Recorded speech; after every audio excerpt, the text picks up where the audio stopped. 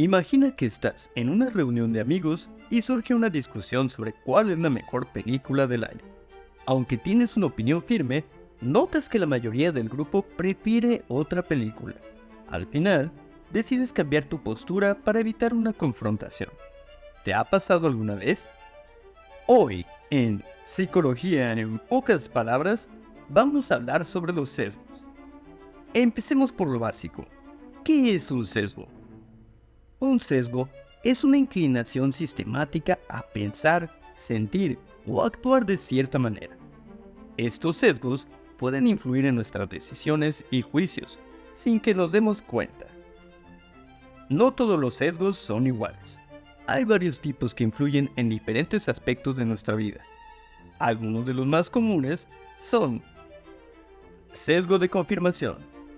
En este sesgo, tendemos a buscar información que confirme lo que ya creemos y a ignorar la información que la contradice.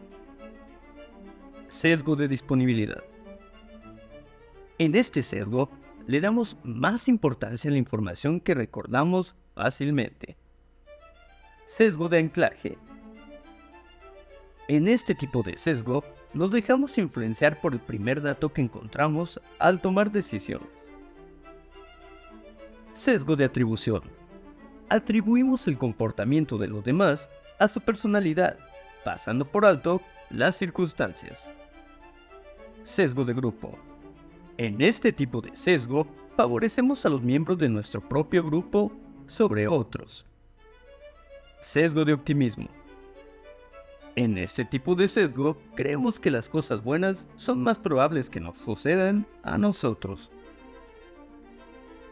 Los sesgos cognitivos están arraigados en nuestro pensamiento y afectan cómo procesamos la información y tomamos decisiones.